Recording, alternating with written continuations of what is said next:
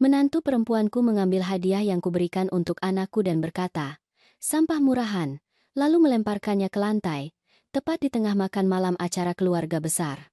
Ibunya tertawa terbahak-bahak dan menatapku dengan penuh penghinaan. Aku tidak mengatakan sepatah kata pun. Aku hanya menarik seluruh investasiku, meminta mobil mewah itu ditarik, dan berkata kepada anakku, "Mulai sekarang, kamu harus mandiri." Sontak wajah menantuku pucat pasi saat itu juga. Waktu menunjukkan pukul 9:15 malam, tanggal 24 Desember. Rumahku beraroma manisan buah dan kalkun panggang yang baru keluar dari oven. Ada 22 orang duduk mengelilingi meja makan yang sudah kudedikasikan untuk menghiasnya selama 3 hari penuh. Lampu-lampu keemasan, bunga-bunga poinsettia, taplak meja bersulam yang kuwarisi dari almarhumah ibuku. Dan di tengah semua upaya ini, di tengah semua harapan bodoh yang masih kusimpan di dada, menantuku mengambil jam saku milik kakekku, jam yang telah bertahan melewati 4 generasi keluargaku, dan melemparkannya ke lantai seolah-olah itu hanya bungkus kosong. "Ini," kata Ayu, nama aslinya Valeria, memegang kotak beludru biru di antara dua jarinya seolah benda itu membakar. "Sungguh." Siti, nama aslinya Elisa. Jam tangan tua, banyak goresan. Suaranya memotong udara ruangan. Semua obrolan terhenti. Seseorang menjatuhkan garpu. "Ini sampah murahan." Ketiga kata itu meluncur dari mulutnya dengan begitu natural. Butuh beberapa detik bagiku untuk mencerna apa yang telah dia katakan. Kemudian datang gerakannya. Dia mengambil jam itu, mengangkatnya agar semua orang melihat, lalu menjatuhkannya. Bunyinya begitu hampa.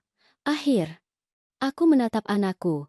Joko, nama aslinya Matteo, duduk di sampingnya dengan mata terpaku pada piringnya. Dia tidak mengangkat pandangan, tidak mengucapkan sepatah kata pun. Tangannya sedikit gemetar, tapi dia tidak melakukan apa-apa, sama sekali tidak ada. Dan kemudian aku mendengar tawa. Ibu Ayu, yang bernama Dewi, nama aslinya Graciela, menutup mulutnya dengan satu tangan, tetapi tidak dapat menahan tawa mengejeknya. Dia menatapku dari seberang meja dengan mata kecilnya, penuh cemoohan. "Ya ampun, Siti," katanya di sela-sela tawa. "Selalu terlalu kuno. Tidak bisakah kamu membelikan sesuatu yang pantas untuk anakmu? Sesuatu yang benar-benar bernilai?" Aku merasakan darah mendidih ke kepala. Udara menjadi tebal. Setiap pasang mata di meja itu mengamatiku, menunggu reaksiku. Adikku, Rina, nama aslinya Ovelia, segera berdiri. "Itu sudah cukup. Kalian pikir kalian ini siapa untuk? Ini masalah keluarga, Rina," potong Ayu dingin. "Jangan ikut campur dalam urusan yang bukan urusanmu." Keheningan yang menyusul lebih buruk dari teriakan apapun. Aku membungkuk perlahan. Aku mengambil jam itu dari lantai. Kaca depannya pecah. Permukaannya masih utuh tapi penuh debu. Aku membersihkannya dengan serbet yang ada di pangkuanku dan menyimpannya di saku gaunku. Kemudian aku berdiri. Aku tidak gemetar. Aku tidak menangis. Sesuatu di dalam diriku juga telah hancur, tetapi dengan cara yang berbeda, cara yang pasti. Aku mengeluarkan ponsel dari tas yang tergantung di sandaran kursi. Semua orang menatapku. Ayu tersenyum dengan rasa puas diri. Joko masih tidak mengangkat pandangan. Aku menekan nomor pertama. "Selamat malam, Bapak Rizal," kataku dengan suara tenang. "Maaf menghubungi pada malam acara keluarga ini. Saya perlu Anda menarik sebuah kendaraan. BMW seri 5, plat nomor JDL 789K, malam ini juga." "Ya, sekarang." Senyum Ayu mulai memudar. Aku menekan nomor kedua. "Rifki, ini Siti Montero." "Ya, selamat malam juga. Saya perlu Anda mengeluarkan Joko Montero dari semua akun perusahaan. Segera." "Tidak. Itu bukan kesalahan. Lakukan sekarang." Ayu berdiri. "Tunggu. Apa yang kamu lakukan?" Aku tidak menjawabnya. Aku menekan nomor ketiga. Layanan telepon bank. "Selamat malam. Saya perlu memblokir 2 kartu atas nama saya. Akhiran 4156 dan 8923. "Ya, saya yakin, Ibu." Joko akhirnya berbicara. "Ibu terlalu berlebihan. Ayu hanya sedang." Aku menatapnya. Aku benar-benar menatapnya. Dan aku tidak mengenali pria di depanku. Kamu punya 38 detik, kataku kepadanya. 38 detik ketika istrimu menginjak-injak kenangan buyutmu, kakekku, pria yang mengajariku semua yang kuketahui. Dan kamu tidak mengatakan apa-apa. Volume suaraku tidak meninggi. Itu tidak perlu. Ayu, Joko, aku menatap mereka berdua. Mulai saat ini, kalian mandiri. Ayu tertawa gugup. Apa maksudnya itu? Kamu akan mengusir kami? Ini kan rumahmu. Kami juga tinggal di sini. Kalian bisa tinggal selama yang kalian mau, jawabku. Tapi kalian tidak akan menerima 1 sen pun lagi dariku. Aku berjalan ke tempat Arman. Nama aslinya Rodrigo, pengacaraku, duduk di samping adikku. Aku menyentuh bahunya. Arman, apakah kamu ada waktu besok pagi? Dia mengangguk, segera mengerti. Aku perlu memperbarui surat wasiatku. Wajah Ayu kehilangan semua warna. Dan di sana, pada saat keheningan yang sempurna itu, aku tahu bahwa aku telah mengambil keputusan terbaik dalam hidupku. Tetapi untuk memahami bagaimana aku sampai pada titik itu, untuk memahami mengapa jam itu berarti garis merahku, aku harus menceritakan seluruh kisahnya kepadamu. Dari awal, jika cerita ini menyentuh sesuatu di hatimu, tetaplah sampai akhir. Karena apa yang akan datang setelah ini akan membuatmu terdiam. Dan jika kamu ingin terus mendengarkan kisah nyata seperti ini, berlanggananlah ke saluran ini. Namaku Siti Montero dan aku berusia 67 tahun. Aku tidak terlahir kaya. Aku tidak mewarisi apapun dengan mudah. Setiap rupiah yang kumiliki di bank membawa beban tangan kasarku dan malam-malamku tanpa tidur. Aku dibesarkan di Jakarta Selatan, nama aslinya Guadalajara, di sebuah rumah kecil di belakang toko perangkat keras yang selalu berbau cat baru dan oli mesin. Kakekku, Dimas nama aslinya Ernesto, adalah pemiliknya, seorang pria dengan tangan besar dan sedikit bicara yang mengajariku lebih banyak melalui tindakannya daripada dengan nasihatnya. Siti, katanya padaku saat aku membantunya merapikan sekrup di laci kayu, kerja jujur tidak akan membuatmu kaya mendadak, tapi itu akan memberimu sesuatu yang tidak bisa dibeli dengan uang mudah, yaitu harga diri. Jam yang dirusak Ayu di ruang makanku adalah miliknya, diberikan oleh ayahnya ketika ia membuka toko perangkat keras pertamanya pada tahun 1952. Dia menggunakannya setiap hari dalam hidupnya sampai dia meninggal dan memberikannya kepadaku ketika aku berusia 17 tahun. Kamu punya mata untuk angka, nak, katanya di ranjang kematiannya. Jaga bisnis ini ketika aku tiada. Dan aku melakukannya. Aku menikah dengan Dimas Montero, nama aslinya Roberto, pada usia 23 tahun. Dia adalah pria yang baik, pekerja keras, pemalu tetapi konsisten. Kami mengambil alih toko perangkat keras bersama dan selama 18 tahun kami membangun sesuatu yang kokoh, tidak spektakuler tetapi cukup. Kami memiliki seorang putra, Joko, anakku satu-satunya. Dimas meninggal ketika Joko berusia 14 tahun. Serangan jantung mendadak saat ia sedang menurunkan karung semen pada suatu Selasa sore. Dia bahkan tidak sampai ke rumah sakit. Aku ditinggal sendirian dengan seorang remaja, toko perangkat keras yang tenggelam dalam utang, dan lubang di dada yang kupikir tidak akan pernah tertutup. Selama 6 bulan aku tidak tahu apakah kami akan bertahan. Pemasok menuntut pembayaran yang tertunda. Pelanggan beralih ke toko yang lebih besar. Joko menangis setiap malam menanyakan ayahnya. Suatu pagi buta, duduk di kantor toko perangkat keras dikelilingi oleh faktur yang belum dibayar, aku mengambil jam kakekku. Aku membukanya. Di dalamnya dia mengukir sesuatu yang tidak pernah kuperhatikan sebelumnya. Keberanian terletak pada terus maju ketika semua orang menyerah. Aku menutup buku rekening. Aku menyeka air mataku. Dan aku mulai bekerja. Aku menegosiasikan kembali setiap utang. Aku mencari pemasok baru. Aku belajar mengangkat karung sendiri ketika tidak ada uang untuk membayar karyawan. Joko membantuku setelah sekolah, memilah paku dan mengatur inventaris. Kita adalah tim, Bu, katanya padaku dengan senyum yang dia warisi dari ayahnya. Kami butuh waktu 3 tahun untuk keluar dari kesulitan. Tetapi kami berhasil. Pada saat Joko berusia 25 tahun, kami tidak lagi hanya punya satu toko perangkat keras. Kami memiliki 3. Satu di pusat Jakarta Selatan, satu lagi di daerah pinggiran, dan yang ketiga di daerah industri. Kami mempekerjakan 42 orang. Kami menghasilkan 6 miliar rupiah per tahun. Semuanya dibangun dengan kerja keras. Dengan bangun pagi, dengan keputusan sulit dan pengorbanan yang tidak dilihat oleh siapapun. Aku tidak pernah menikah lagi.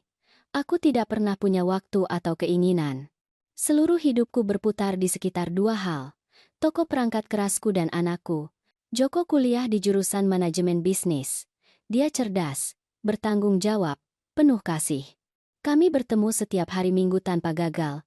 Kami sarapan bersama di rumah, lalu kami meninjau angka-angka bisnis bersama. Suatu hari nanti semua ini akan jadi milikmu, nak, kataku padanya sambil membolak-balik lembar neraca. Aku tidak ingin itu menjadi milikku, Bu, jawabnya. Aku ingin ini menjadi milik kita, selalu. Kata-kata itu memenuhi hatiku. Aku percaya tidak ada yang bisa merusak apa yang telah kami bangun bersama. Aku percaya cinta seorang anak tidak bisa dihancurkan. Tapi kemudian dia datang. Ayu Sandoval, nama aslinya Valeria, muncul dalam hidup kami 4 tahun lalu, di sebuah pameran bahan bangunan di pusat konvensi. Joko berusia 33 tahun. Dia, 29, tinggi, langsing, rambut lurus dan gelap, selalu ditata sempurna. Pakaian mahal, kuku yang bersih, senyum yang dibuat-buat. Dia memperkenalkan dirinya sebagai konsultan merek untuk perusahaan keluarga. Dia memiliki kartu nama yang elegan dan profil media sosial yang penuh dengan foto-foto di restoran mewah, perjalanan ke pantai tropis, dan tas desainer. Pencipta gaya hidup, ia menyebut dirinya.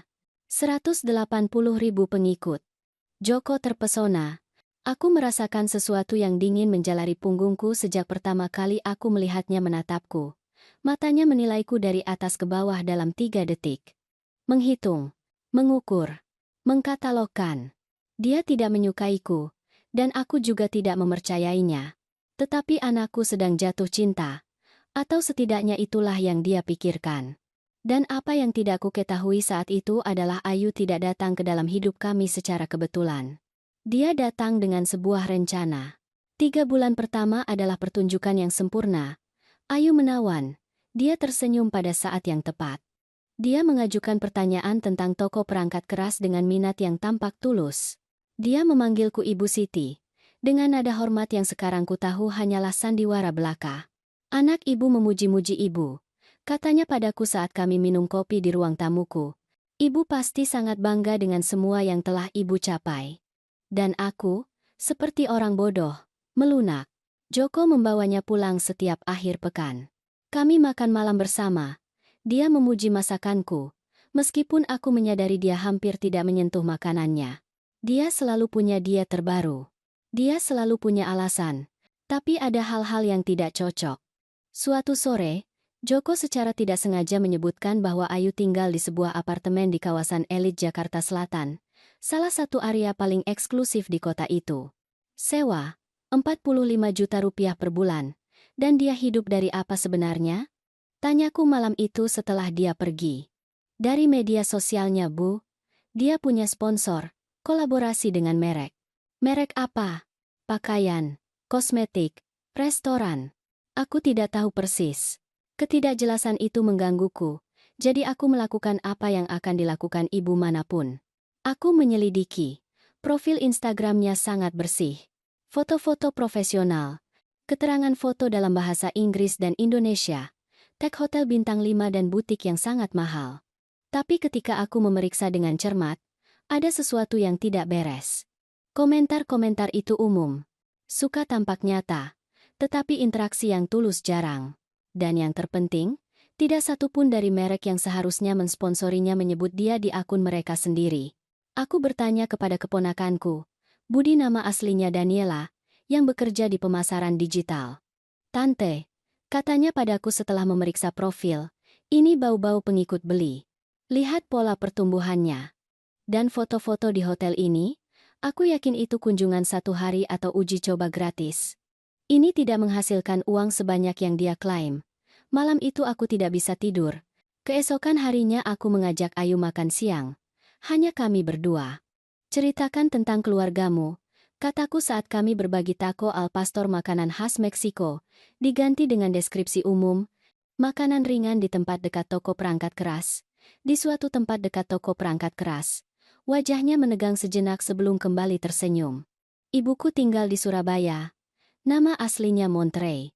Dia janda, seperti ibu. Ayahku meninggal 6 tahun lalu. Dan apa pekerjaannya? Dia sudah pensiun. Dia punya uang pensiun. Saudara? Tidak. Aku anak tunggal. Dan kamu kuliah di jurusan apa? Jeda lain yang hampir tidak terasa. Komunikasi. Di UDM. Semuanya terdengar benar. Tetapi ada sesuatu dalam cara dia menjawab. Seolah-olah dia sedang melafalkan naskah yang dihafal. Ayu, kataku dengan kehangatan sebesar yang bisa kupalsukan. Aku tahu Joko sangat antusias denganmu. Dan aku hanya ingin dia bahagia. Dia mengangguk. Dengan mata yang tidak tersenyum meskipun mulutnya melakukannya. Tapi aku juga ingin kamu tahu sesuatu. Aku mencondongkan tubuh sedikit ke depan. Anakku adalah segalanya yang kumiliki. Dan aku telah bekerja sepanjang hidupku untuk memberinya masa depan. Jadi aku perlu yakin bahwa siapapun yang berada di sisinya mencintainya karena dirinya, bukan karena apa yang dia miliki. Ekspresinya berubah. Hanya sesaat. Sekilas sesuatu yang dingin dan menghitung melintas di matanya. Kemudian dia tertawa pelan. Hampir sedih.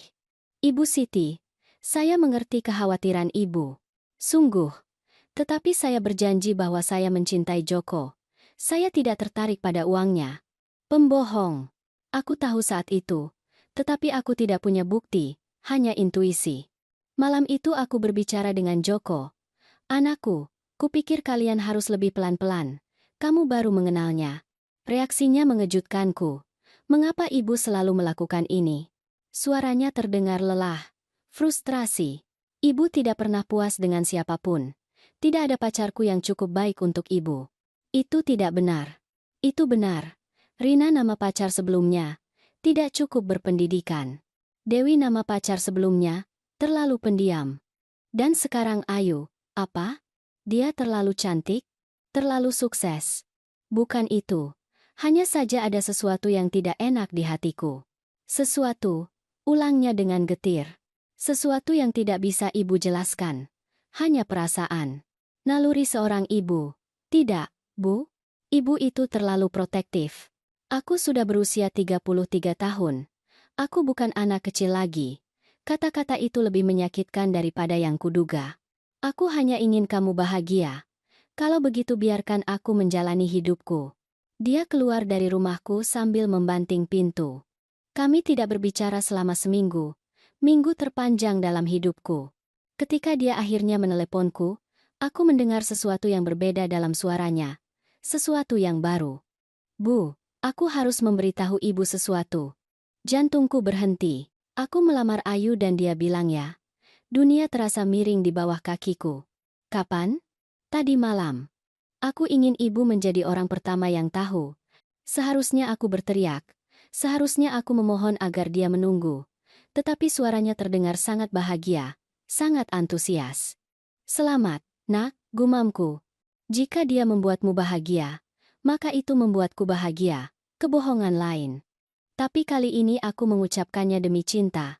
Malam itu, duduk di dapurku yang kosong, aku memegang jam kakekku di tanganku. Aku tidak tahu harus berbuat apa. Bisikku di udara. Aku tidak tahu bagaimana melindunginya tanpa kehilangannya. Tapi sudah terlambat. Ayu telah memenangkan pertempuran pertama, dan aku bahkan tidak tahu bahwa kami sedang berperang. Karena apa yang akan terjadi selanjutnya akan mengajariku bahwa kecurigaan terburukku masih belum seberapa. Pernikahan ditetapkan 6 bulan kemudian. 6 bulan yang digunakan Ayu untuk berubah menjadi pengantin yang sempurna. Dia memposting foto dirinya dan Joko dengan keterangan foto yang manis.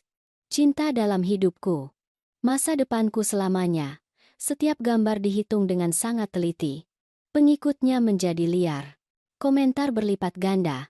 Dan dia membalas setiap orang dengan kemanisan palsu yang sudah membuatku mual. Tetapi apa yang terjadi jauh dari kamera adalah cerita lain. Ibu Siti, saya perlu bicara dengan ibu. Katanya suatu Sabtu pagi, muncul di rumahku tanpa pemberitahuan. Dia membawa folder tebal, membukanya di meja ruang makanku dan mulai mengeluarkan kertas. Saya sedang melihat pilihan tempat untuk pernikahan.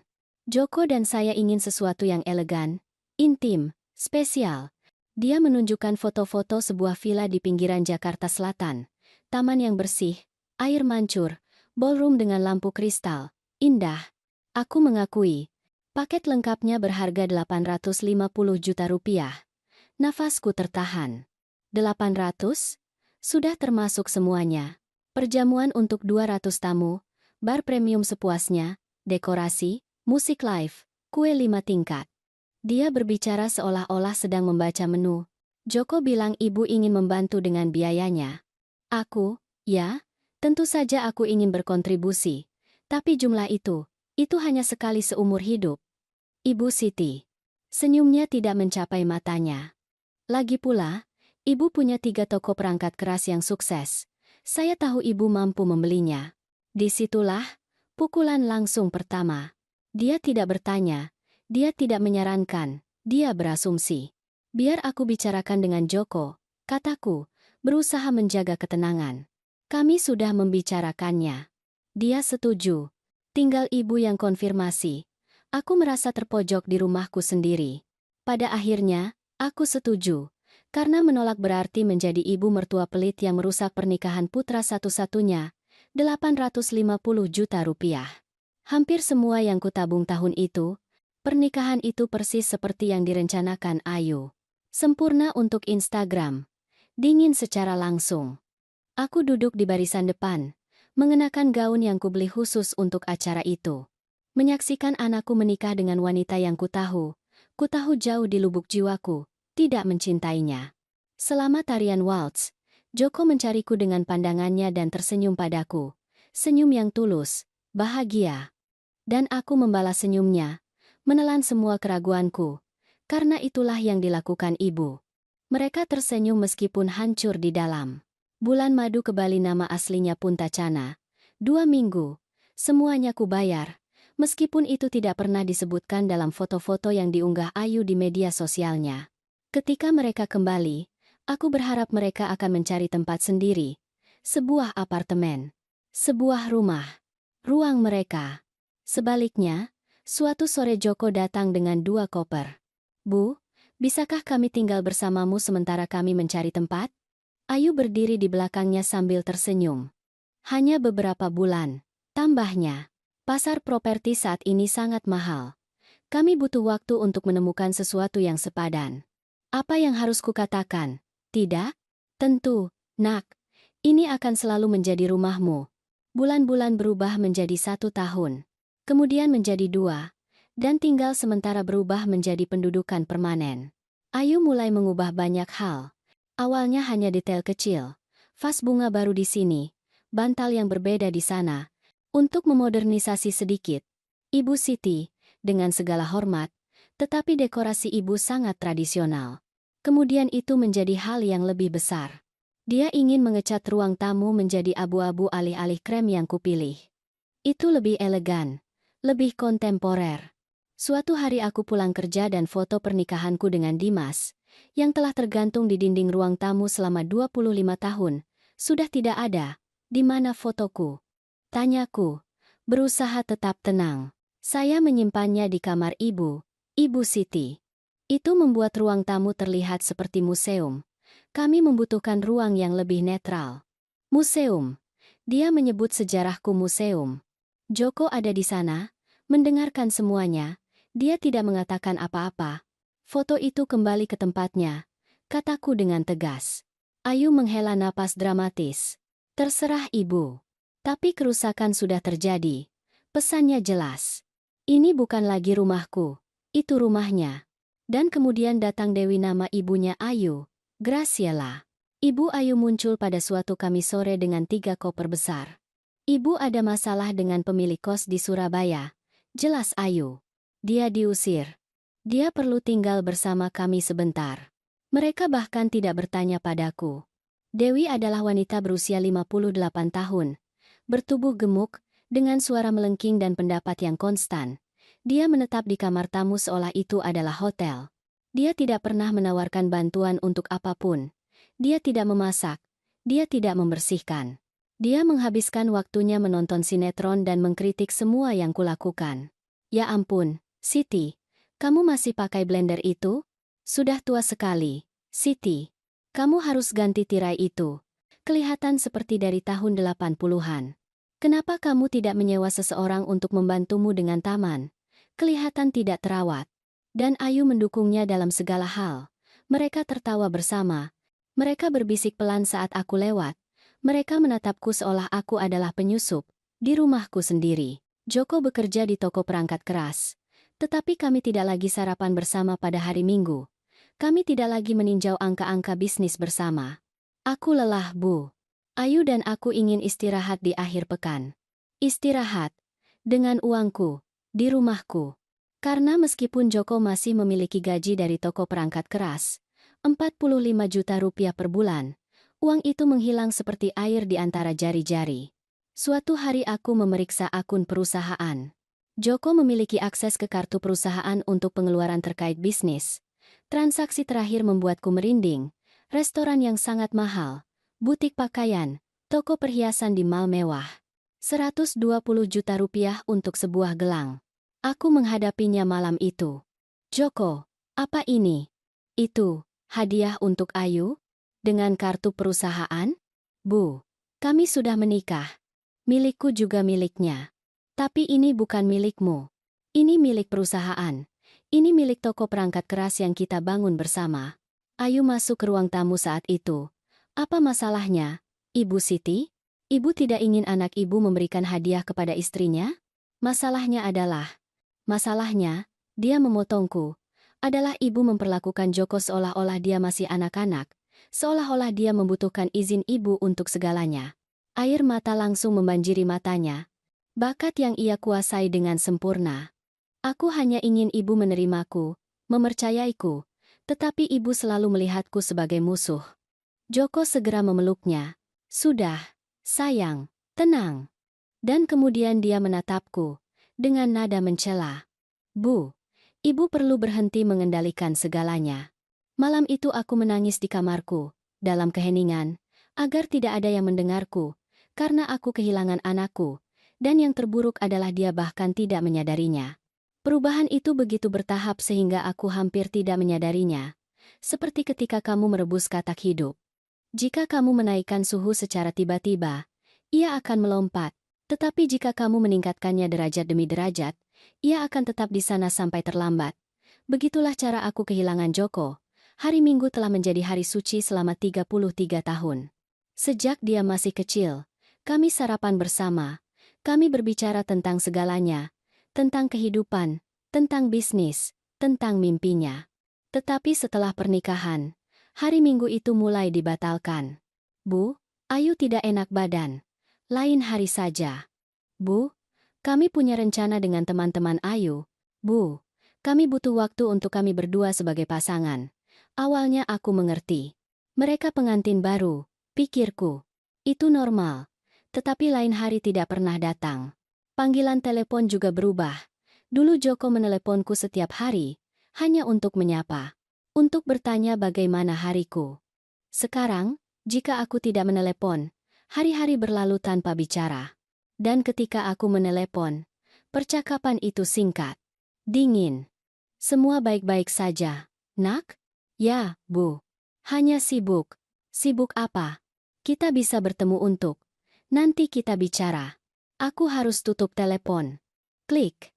Suatu Sabtu, teman lamaku, Dewi nama aslinya, Leticia, mengundangku makan siang. Kami pergi ke restoran di pusat kota dan saat kami menunggu hidangan, dia meletakkan tangannya di atas tanganku. Siti, apa yang terjadi antara kamu dan Joko? Mengapa kamu bertanya? Aku melihatnya minggu lalu di supermarket, bersama Ayu dan ibunya. Aku menyapa mereka. Joko hampir tidak menoleh padaku. Dan ketika aku menyebut namamu, Ayu segera mengganti topik pembicaraan. Aku merasakan ada yang menyumbat di tenggorokanku. Mereka sangat sibuk, kurasa. Tidak, Siti. Ini hal lain. Ada sesuatu yang tidak beres. Malam itu juga aku memutuskan untuk melakukan sesuatu yang belum pernah kulakukan. Memeriksa media sosial Ayu dengan lebih hati-hati. Ada foto-foto terbaru. Pertemuan keluarga di rumahku sendiri. Makan malam dengan teman-teman. Sore hari menonton film di ruang tamu. Aku tidak ada di salah satunya. Secara harfiah. Di rumahku, dalam acara yang diselenggarakan di bawah atapku, dan aku tidak muncul dalam satupun gambar. Aku terus memeriksa. Aku menemukan album lengkap berjudul Keluarga. Ayu dengan Joko, Ayu dengan Dewi, Ayu dengan sepupu yang bahkan tidak ku kenal, Ayu dengan teman-teman mereka berdua. Tidak ada satupun fotoku. Seolah-olah aku tidak ada. Aku memutuskan untuk berbicara dengan Joko. Empat mata, tanpa Ayu di antara kami. Aku menunggunya suatu sore di luar toko perangkat keras.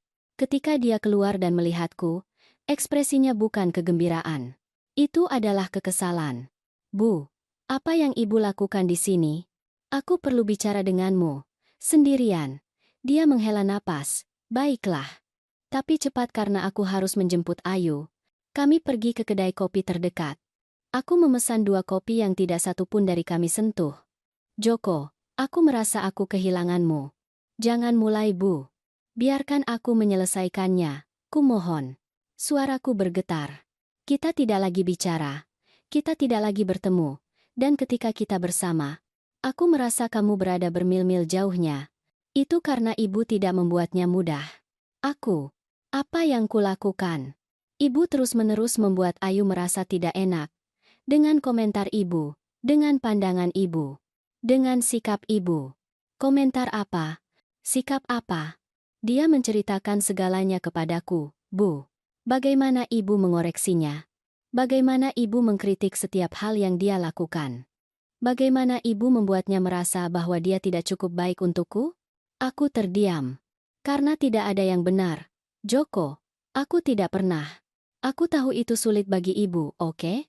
Aku tahu selama bertahun-tahun hanya ada ibu dan aku. Tapi aku sudah dewasa. Aku punya keluargaku sendiri sekarang. Dan aku perlu ibu menghormati itu. Keluargamu sendiri. Ulangku. Merasakan kata-kata itu memotongku. Dan aku ini apa? Bukan itu maksudku. Lalu apa maksudmu? Dia menyisir rambutnya dengan tangan. Frustrasi. Maksudmu bahwa aku bukan lagi bagian dari hidupmu. Bahwa Ayu adalah prioritasmu.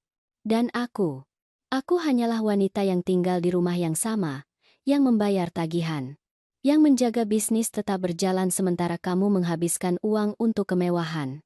Ibu berlebihan. Berlebihan. Joko, aku telah menanggung lebih dari 1 miliar rupiah dalam pengeluaran yang bukan milikku. BMW, pakaian, perjalanan, restoran, perhiasan. Aku membayar semuanya sementara Ayu memamerkan di media sosial kehidupan yang tidak dia biayai sendiri. Rahangnya menegang. Tidak semuanya tentang uang, Bu. Kamu benar. Ini bukan tentang uang. Ini tentang rasa hormat. Ini tentang menghargai apa yang kamu miliki. Ini tentang... Ponselku bergetar. Pesan dari karyawan kepercayaanku. Ibu Siti. Apakah ibu mengizinkan Ayu menggunakan mobil perusahaan untuk pergi berbelanja? Aku merasakan darahku mendidih. Aku menunjukkan pesan itu kepada Joko. Kamu juga memberinya akses ke kendaraan? Dia istriku. Apa salahnya? Itu bukan milikmu untuk dihadiahkan, Joko. Itu milik perusahaan. Ibu mustahil. Dia berdiri dari meja. Aku tidak bisa bicara dengan ibu ketika ibu seperti ini. Seperti apa? Membela apa yang kubangun dengan tanganku sendiri. Mengendalikan. Memanipulasi, membuat semua orang merasa bersalah. Kata-kata itu menembusku seperti peluru. Aku tidak pernah. Aku harus pergi. Dan dia pergi. Aku tetap duduk di kedai kopi yang kosong itu, melihat kopiku mendingin, merasakan bagaimana semua yang telah kubangun runtuh. 2 minggu kemudian aku menemukan sesuatu yang lebih buruk. Budi, nama aslinya Daniela, keponakanku, mengirimi saya tangkapan layar. Cerita Instagram Ayu yang hanya terlihat oleh teman dekat. Di salah satunya, dia berada di ruang tamuku, bersama Dewi dan 2 temannya, gelas anggur di tangan. Teksnya berbunyi, ketika ibu mertuamu pergi bekerja, dan kamu akhirnya bisa bernapas. Komentar-komentar itu lebih buruk. Ya ampun, teman, betapa sabarnya kamu. Usir saja dia dari rumahnya sendiri, hahaha. Biarkan dia pergi ke panti jompo. Waktunya sudah habis, dan Ayu telah bereaksi dengan wajah tertawa pada setiap komentar. Aku menangis begitu banyak malam itu sehingga kupikir aku akan dehidrasi. Tetapi yang terburuk masih akan datang. Suatu sore aku pulang lebih awal. Aku baru saja menutup penjualan penting dan ingin berbagi berita itu dengan Joko. Aku pikir mungkin kami bisa terhubung kembali. Saat masuk, aku mendengar suara di dapur. Ayu sedang melakukan panggilan video. Dia mengaktifkan speaker. Aku tidak tahan lagi di sini. Aku bersumpah, katanya dengan suara lelah. Dia tidak tertahankan. Sepanjang waktu mengawasi. Sepanjang waktu dengan komentar-komentarnya. Dan apa kata Joko? Tanya suara di sisi lain. Joko melakukan apa yang kusuruh. Aku hampir meyakinkannya. Dalam beberapa bulan semua ini akan menjadi milik kita. Kita hanya perlu menunggu sedikit lebih lama. Dan bagaimana jika dia mencoretmu dari wasiat? Ayu tertawa terbahak-bahak. Dia tidak akan meninggalkan putra satu-satunya tanpa apa-apa. Dan ketika Joko mewarisi, aku mewarisi. Begitulah cara kerjanya. Aku berdiri kaku di lorong. Semuanya cocok saat itu. Setiap detail, setiap manipulasi. Setiap air mata palsu. Dia tidak pernah mencintaiku. Dia tidak pernah mencintai Joko. Dia hanya menginginkan apa yang bisa dia dapatkan dari kami. Aku mundur diam-diam. Aku meninggalkan rumah. Aku masuk ke mobilku dan mengemudi tanpa tujuan selama berjam-jam. Ketika aku akhirnya kembali, hari sudah malam. Ayu dan Dewi berada di ruang tamu menonton televisi seolah tidak ada yang terjadi. "Selamat malam, Ibu Siti," kata Ayu dengan senyum sempurna itu. Aku membalas senyumnya. Karena aku telah belajar sesuatu darinya. Aku juga bisa berakting. Dan saat aku menuju kamarku, sebuah ide mulai terbentuk di pikiranku. Jika dia bisa bermain, aku juga. Tapi aturanku akan sangat berbeda.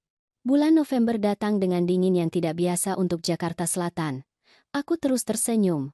Aku terus bersikap baik. Aku terus bertingkah seperti ibu mertua naif yang Ayu pikir aku adalah. Tapi di dalam, sesuatu telah berubah. Aku bukan lagi wanita yang memohon perhatian. Aku bukan lagi ibu yang putus asa untuk mendapatkan kembali putranya. Aku adalah seorang pengusaha yang telah selamat dari kematian suaminya, dari utang, dari pemasok yang kejam, dari 30 tahun di pasar yang didominasi oleh pria. Dan jika hidup telah mengajariku sesuatu, itu adalah ini. Jangan pernah meremehkan wanita yang tidak punya apa-apa lagi untuk kehilangan. Aku mulai mendokumentasikan semuanya. Setiap pengeluaran yang tidak dibenarkan.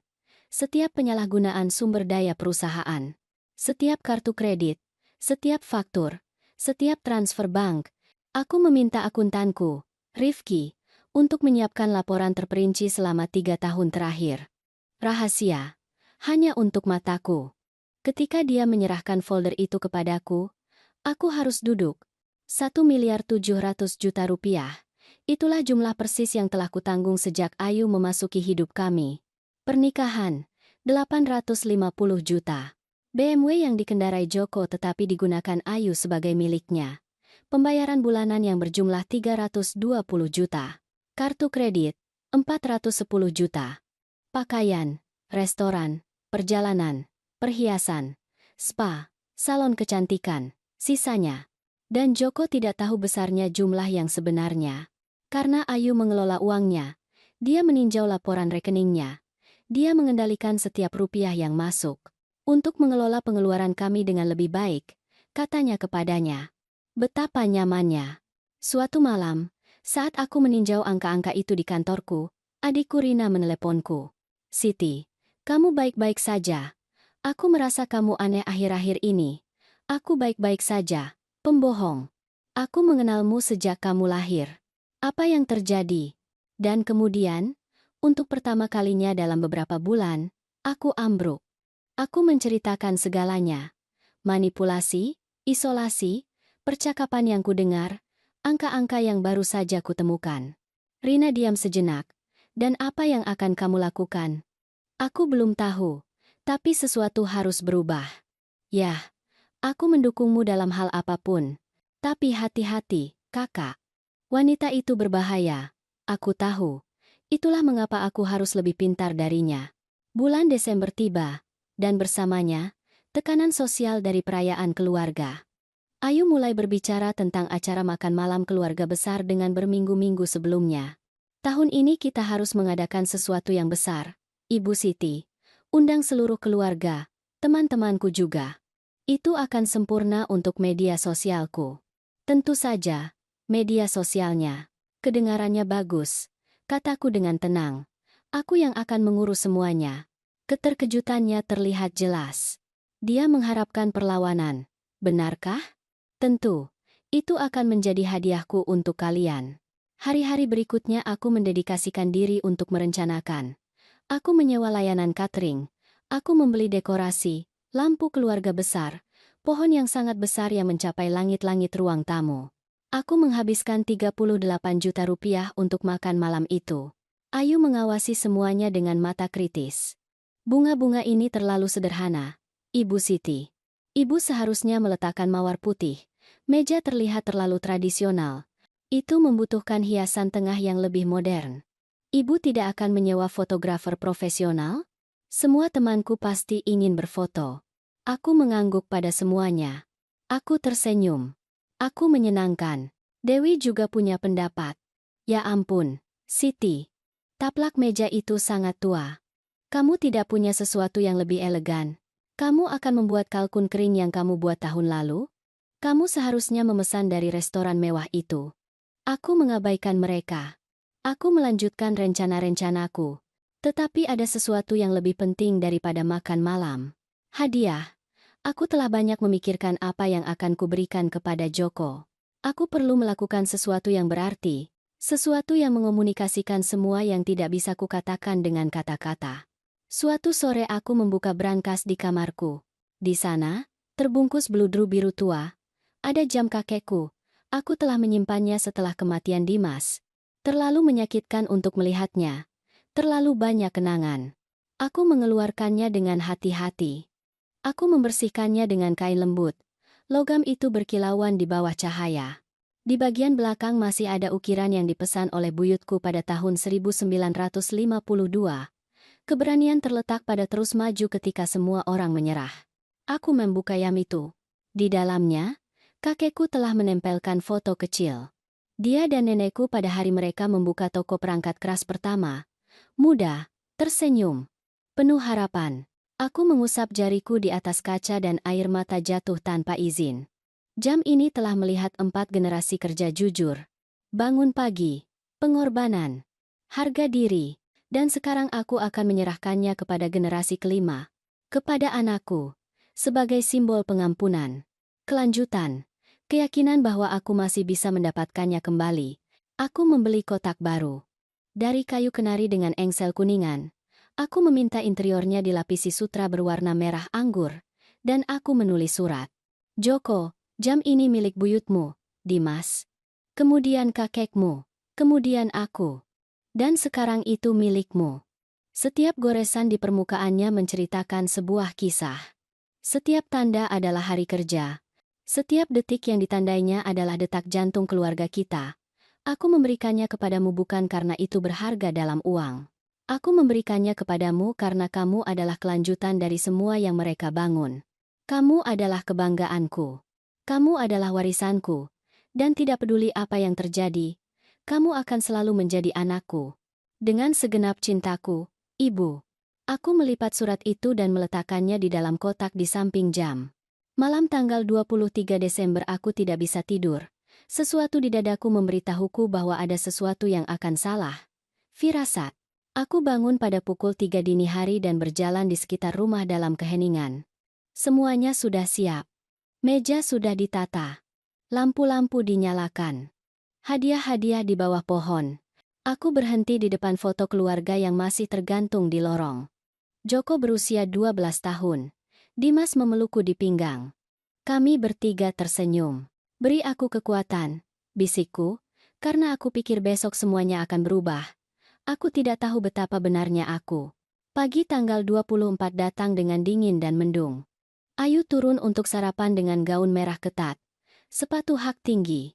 Riasan sempurna. Pada pukul 9 pagi, hari ini akan menjadi epik, katanya sambil mengambil foto dirinya di depan pohon. Aku bisa merasakannya. Dewi muncul di belakangnya, tertawa pada sesuatu di ponselnya. Joko turun terakhir. Dia terlihat lelah. Kantung matanya terlihat. Selamat pagi, Bu.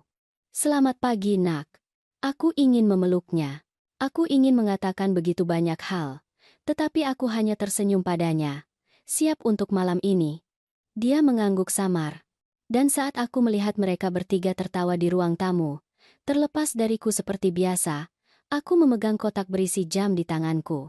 Aku tidak tahu bahwa dalam beberapa jam, potongan logam dan kenangan itu akan menjadi garis yang memisahkan hidupku menjadi sebelum dan sesudah, bahwa malam itu semua yang telah kutahan dalam keheningan akan meledak, bahwa akhirnya aku akan membela diri, dan bahwa ketika aku melakukannya tidak akan ada jalan untuk kembali. Para tamu mulai berdatangan pada pukul 7 malam. Adikku Rina adalah yang pertama. Dia membawa suaminya, Budi nama aslinya, Richardo, dan keponakanku, Budi dan Ayu nama aslinya Daniela dan Camila. Dia memelukku erat di pintu. "Kamu yakin tentang ini?" bisiknya di telingaku. "Sudah tidak ada jalan untuk kembali," jawabku. Sepupu-sepupuku tiba, teman-teman lamaku, teman-teman dekat keluarga, kenalan bisnis. Secara total, 22 orang memenuhi rumahku dengan tawa dan pelukan. Ayu berada di elemennya, berpose untuk foto. Memeluk setiap tamu seolah mereka teman seumur hidup, meskipun dia hampir tidak mengenal beberapa dari mereka. Ponselnya terus berdering dengan notifikasi. Aku mengunggah semuanya secara live, katanya kepada salah satu teman influencernya, yang juga dia undang. Pengikutku menjadi gila dengan dekorasinya. Dewi berjalan di sekitar ruang tamu dengan segelas anggur, mengomentari segalanya. "Ya ampun, tapi ini indah sekali. Meskipun aku akan memasang lampu dengan cara lain. Lebih modern, kan?" Aku menarik napas dalam-dalam. Aku tersenyum. Aku menyajikan minuman. Pada pukul 8 kami duduk untuk makan malam. Meja itu indah. Aku harus mengakui. Piring porselen putih, sendok garpu perak, gelas kristal yang memantulkan cahaya pohon, kalkun di tengah, keemasan dan mengepul. Joko duduk di sebelah kananku, Ayu di sisinya, Dewi di depanku, karena tentu saja dia mengklaim tempat itu.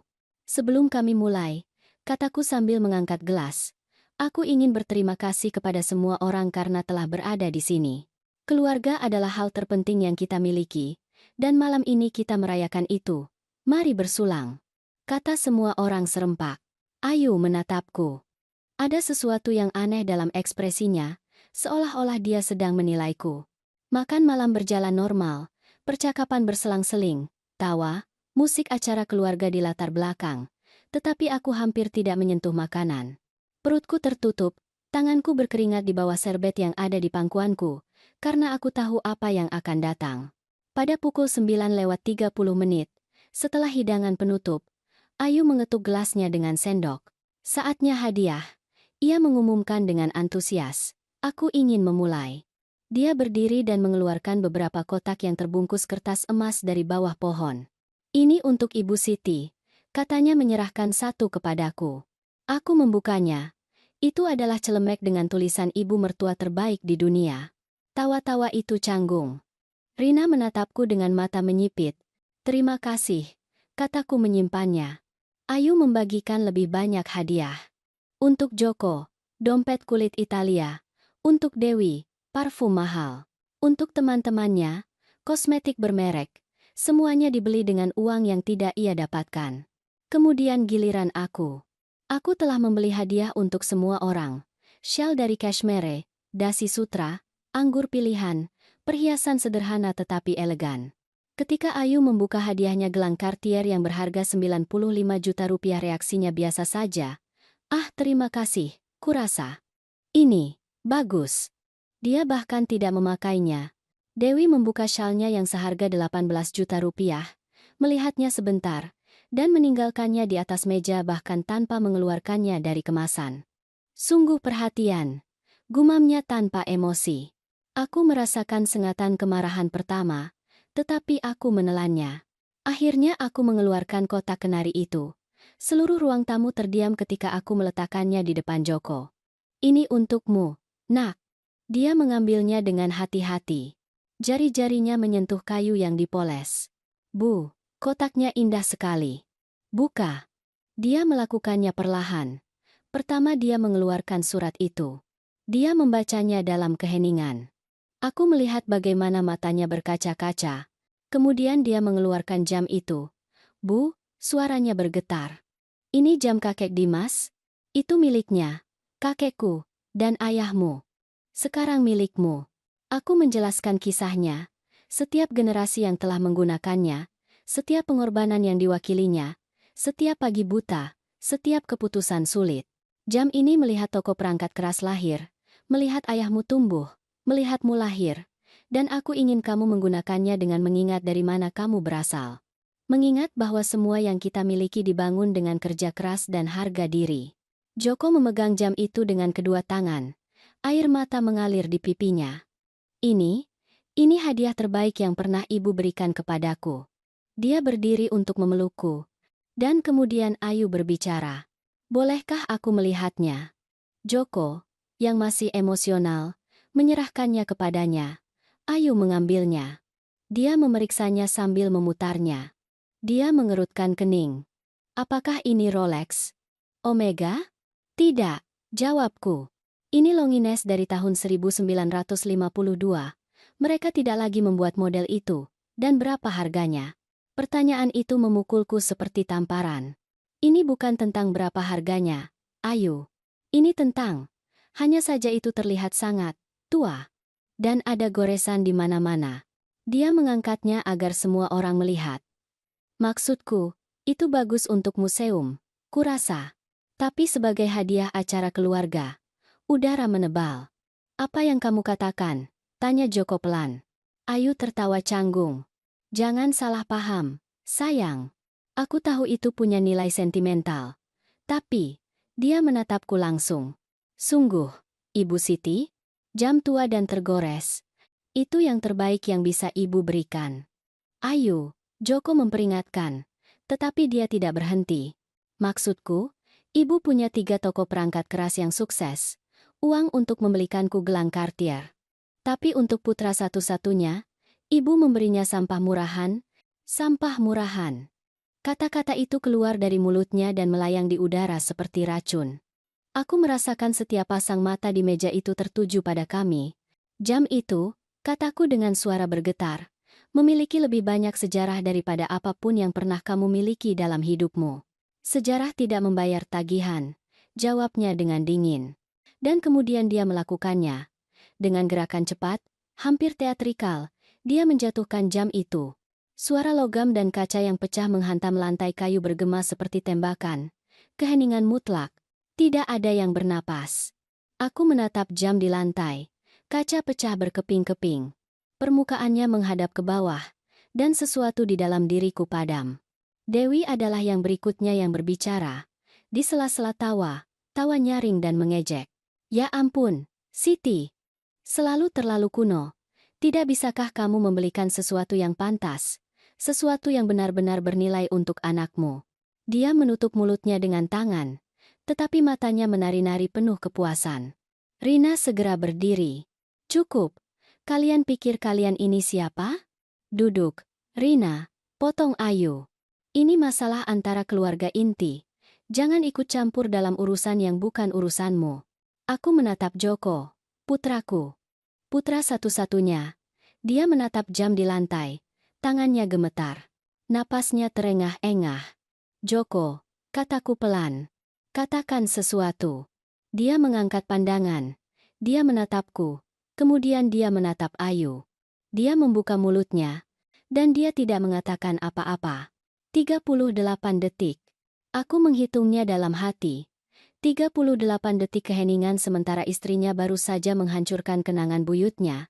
Dan dia sama sekali tidak mengatakan apa-apa. Aku berdiri dari kursi dengan ketenangan yang tidak kuketahui kumiliki. Aku membungkuk.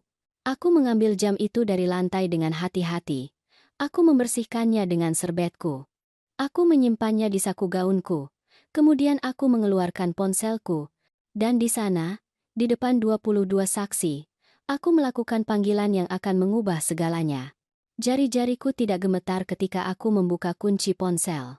Adrenalin mengalir melalui pembuluh darahku seperti api cair. Tetapi pikiranku jernih, bening, lebih waspada daripada yang pernah terjadi dalam 3 tahun. Aku menekan nomor pertama. Bapak Rizal nama. Aslinya Ingeniero Salazar, manajer dealer BMW tempat aku membeli mobil, menjawab pada dering kedua. Bapak Rizal, selamat malam. Ini Siti Montero. Ibu Siti, kejutan sekali. Selamat merayakan acara keluarga. Sama-sama. Maaf menelepon pada tanggal ini, tetapi saya perlu Anda menarik sebuah kendaraan. BMW seri 5, model 2023. Plat nomor GDL 789K. Keheningan di sisi lain. Menarik? Apakah ada masalah? Pemiliknya adalah saya. Dan saya ingin Anda mengambilnya malam ini. Sekarang juga, jika memungkinkan. Ibu Siti, ini malam acara keluarga. Saya akan membayar Anda 3 kali lipat tarif derek. Tetapi saya ingin kendaraan itu keluar dari properti saya dalam waktu kurang dari 1 jam. Dimengerti? Saya akan mengirim unit segera. Ayu sudah berhenti tersenyum. Wajahnya mulai memucat. Tunggu, apa yang kamu lakukan? Aku tidak menjawabnya. Aku menekan nomor kedua. Rifki, akuntanku, menjawab dengan musik acara keluarga di latar belakang. Siti, semuanya baik-baik saja? Rifki, saya perlu Anda masuk ke sistem sekarang juga. Keluarkan Joko Montero dari semua akun perusahaan. Semuanya. Kartu perusahaan, akses perbankan online, tanda tangan resmi, semuanya. Sekarang, Siti, saya sedang bersama keluarga. Ini mendesak, kumohon. Aku mendengar desahan, kemudian suara langkah kaki menjauh dari kebisingan. Beri aku 2 menit. Terima kasih. Joko akhirnya bereaksi. Bu, apa yang ibu lakukan? Ini terlalu berlebihan. Aku menatapnya. Dan pada saat itu aku tidak melihat anakku. Aku melihat orang asing. Terlalu berlebihan. Istrimu baru saja melemparkan jam buyutmu ke lantai. Buyutmu. Dan kamu tidak mengatakan apa-apa. Apakah kamu terkejut? Aku tidak tahu. Kamu punya 38 detik, Joko.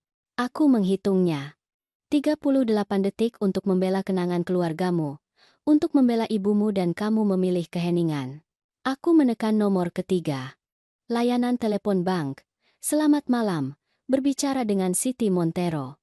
Nomor pelanggan, 4M788829B. Selamat malam, Nyonya Montero. Ada yang bisa kami bantu? Saya perlu memblokir 2 kartu kredit tambahan ke rekening saya. Akhiran 4C156 dan 8M1923. Memblokir atau membatalkan. Aku menatap Ayu langsung ke mata. Membatalkan. Kamu tidak bisa melakukan ini. Teriak Ayu, berdiri dari meja. Joko, katakan sesuatu. Lakukan sesuatu. Dimengerti, Nyonya. Kartu akan segera dibatalkan. Ada lagi. Itu saja. Terima kasih. Aku menutup telepon. Ruang makan hening seperti kuburan. Hanya terdengar musik acara keluarga yang terus berbunyi dari ruang tamu. Tidak menyadari gempa yang baru saja kulepaskan. Aku berjalan ke tempat Arman, pengacaraku. Aku telah mengundangnya secara khusus karena aku tahu aku akan membutuhkannya. Arman. Dia mengangguk, mengerti dengan sempurna apa yang akan terjadi. Besok jam 9 di kantorku, saya akan ada di sana. Sempurna. Aku perlu memperbarui surat wasiatku. Wajah Ayu kehilangan semua jejak warna. Bahkan riasannya yang diaplikasikan dengan sempurna tidak bisa menyembunyikan kepucatan yang menutupi pipinya. Tidak, kamu tidak bisa. Aku tidak bisa apa. Aku berbalik ke arahnya. Aku tidak bisa memutuskan apa yang akan kulakukan dengan uangku, dengan asetku, dengan perusahaan yang kubangun. Kamu wanita tua yang pahit dan manipulatif. Dia meludahkan kata-kata itu. Semua ini karena kamu tidak pernah menerimaku. Karena kamu tidak tahan Joko lebih mencintaiku daripada kamu. Mencintaimu? Aku tertawa hampa. Ayu, kamu tidak mencintai Joko. Kamu tidak pernah mencintainya. Itu tidak benar. Aku mengeluarkan ponselku lagi. Aku mencari di catatan suara. Aku menemukan rekaman yang telah kubuat 3 minggu lalu. Percakapan yang kudengar ketika aku pulang lebih awal. Aku menekan tombol play. Suara Ayu memenuhi ruang makan. Aku tidak tahan lagi di sini. Aku bersumpah. Dia tidak tertahankan. Sepanjang waktu mengawasi, sepanjang waktu dengan komentar-komentarnya. Dan apa kata Joko? Joko melakukan apa yang kusuruh. Aku hampir meyakinkannya. Dalam beberapa bulan semua ini akan menjadi milik kita. Kita hanya perlu menunggu sedikit lebih lama. Dan bagaimana jika dia mencoretmu dari wasiat? Tawa Ayu dalam rekaman itu adalah yang terburuk. Dia tidak akan meninggalkan putra satu-satunya tanpa apa-apa. Dan ketika Joko mewarisi, aku mewarisi. Begitulah cara kerjanya. Aku menghentikan rekaman itu. Keheningan yang menyusul sangat memekakan telinga. Joko menatapku dengan mata lebar, seolah baru bangun dari mimpi, dan suaranya hampir tidak terdengar. 3 minggu lalu, aku pulang kerja lebih awal. Apakah kamu ada di toko perangkat keras? Istrimu sedang melakukan panggilan video dengan seorang teman. Dengan speaker menyala, Ayu mencoba untuk menguasai diri. Itu di luar konteks. Aku sedang. Di luar konteks. Rina memotongnya, yang sudah tidak bisa menahan diri lagi. Konteks apa yang membenarkan kamu mengatakan bahwa kamu hanya menunggu kakakku meninggal untuk mengambil semuanya? Dewi juga berdiri. Kalian tidak mengerti apa-apa. Siti punya lebih banyak uang daripada yang dia butuhkan. Mengapa dia tidak bisa membaginya dengan keluarganya sendiri? Karena Ayu bukan keluargaku, kataku dengan suara tegas. Dia adalah oportunis yang melihat peluang dan mengambilnya. Aku mengeluarkan folder yang telah kusiapkan, yang telah kusimpan di laci lemari beberapa hari sebelumnya, menunggu saat yang tepat. Aku membukanya di depan semua orang. Dalam 3 tahun terakhir, aku mulai membaca. Aku telah menanggung pengeluaran sebesar 1.700.000.000 rupiah. Semuanya didokumentasikan di sini, setiap restoran, setiap perjalanan, setiap potong pakaian, setiap perhiasan. BMW, 320 juta rupiah dalam pembayaran. Pernikahan, 850 juta. Kartu kredit, 410 juta. Aku menyerahkan lembaran itu kepada Joko. Inilah yang telah dihabiskan istrimu. Inilah yang telah kubayar sementara dia memamerkan kehidupan mewah di media sosial yang tidak dia biayai sendiri. Joko meninjau kertas-kertas itu dengan tangan gemetar, halaman demi halaman. Wajahnya berubah dari terkejut menjadi tidak percaya, menjadi marah. Ayu, apakah ini benar? Sayang, aku bisa jelaskan. Apakah ini benar? Dia mundur selangkah. Kemudian dia menatap ibunya. Kemudian menatapku. Dan kemudian dia melakukan satu-satunya hal yang dia tahu bagaimana melakukannya. Menangis. Hanya saja kamu tidak pernah bilang tidak. Setiap kali aku menginginkan sesuatu, kamu membelinya. Aku pikir itu bagian dari menikah denganmu. Bagian dari menikah. Joko menjatuhkan kertas-kertas itu. Menghabiskan 1.700.000.000 rupiah adalah bagian dari menikah. Pada saat itu bel pintu berbunyi. Itu adalah mobil derek. Ayu berlari ke jendela. Dia melihat bagaimana pengemudi turun. Bagaimana dia memeriksa BMW yang diparkir di pintu masuk. Tidak, bukan itu. Bukan mobil itu. Dia berlari keluar menuju jalan. Dengan sepatu hak tinggi, berteriak. Beberapa tamu mengintip melalui jendela. Yang lain memilih untuk melihat ke arah lain. Merasa canggung. Aku tetap di tempatku, mengamati. Joko menjatuhkan diri di kursinya. Kepala di antara tangannya. Siapa kamu? Bisiknya. Siapa kamu sebenarnya? Dan aku, dengan jam yang rusak masih di sakuku, menjawab. Aku adalah wanita yang baru saja mendapatkan kembali harga dirinya. Di luar, Ayu berteriak sementara mobil derek mengangkat BMW, dan aku merasakan, untuk pertama kalinya, dalam 3 tahun, bahwa aku bisa bernapas. Mobil derek membawa BMW itu pergi pada pukul 11:15 malam. Ayu kembali masuk rumah tanpa alas kaki. Sepatu hak tingginya patah saat berlari di jalan. Riasannya yang sempurna sekarang menjadi berantakan dengan maskara luntur dan lipstik ternoda. Kamu penyihir. Dia meludahkan kata-kata itu kepadaku. Wanita tua yang pahit yang tidak tahan melihat putranya bahagia. Ayu, sudah cukup, kata Joko dengan suara lelah. Sudah cukup. Kamu diam saja. Kamu pengecut. Kamu seharusnya membelaku. Kamu seharusnya menempatkannya pada tempatnya. Membelamu dari apa? Dari kebenaran? Dia menatapnya dengan jijik. Kamu anak mami. Selalu begitu. Aku pikir aku bisa mengubahmu, tetapi kamu menyedihkan. Kata-kata itu jatuh seperti batu. Joko berdiri perlahan. Dan dalam tatapannya aku melihat sesuatu yang tidak kulihat dalam 3 tahun. Kejelasan. Kurasa kamu harus pergi tidur. Besok kita akan bicara. Tidak ada yang perlu dibicarakan.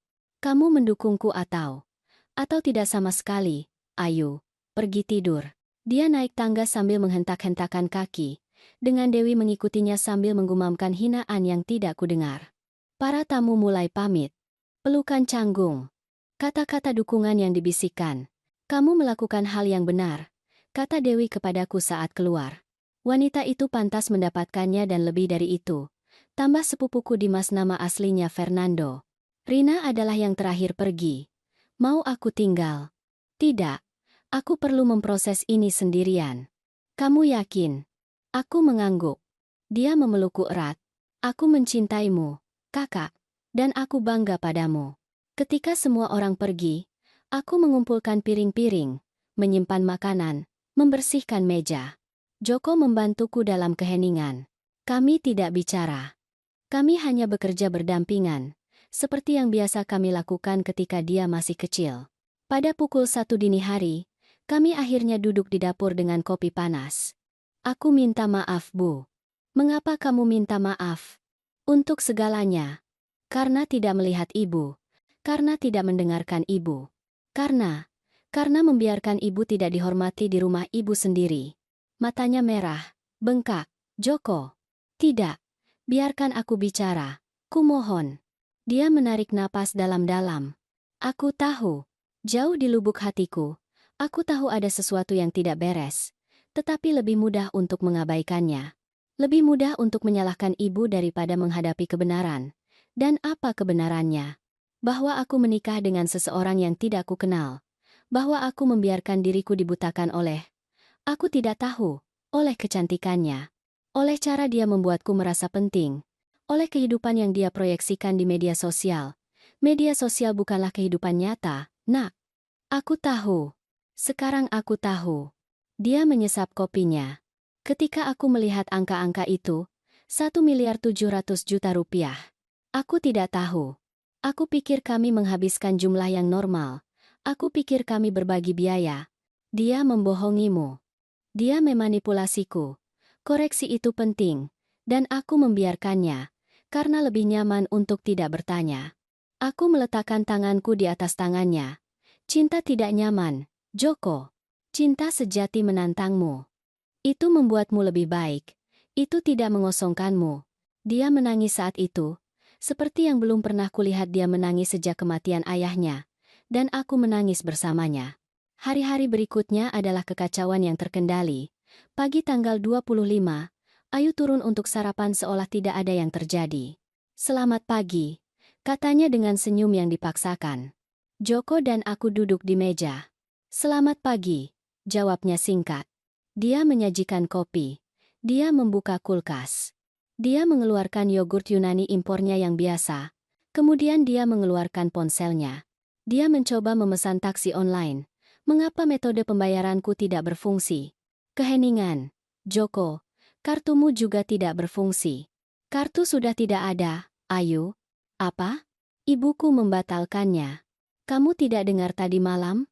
Aku melihat bagaimana kepanikan melintasi wajahnya. Dia masuk ke aplikasi banknya. Dia memeriksa. Dia memeriksa lagi. Dan bagaimana aku harus bergerak. Transportasi umum. Saranku sambil menyeruput kopi. Seperti jutaan orang di kota ini. Dia menatapku tajam. Sore itu Ayu keluar dengan teman-temannya. Atau setidaknya dia mencoba. Mereka menjemputnya dengan mobil. Mereka pergi ke restoran di mal mewah. Salah satu tempat dengan piring kecil dan harga yang konyol. Tetapi ketika tagihan datang, kartunya ditolak. Pasti ada kesalahan, katanya gugup. Coba yang ini. Ditolak juga.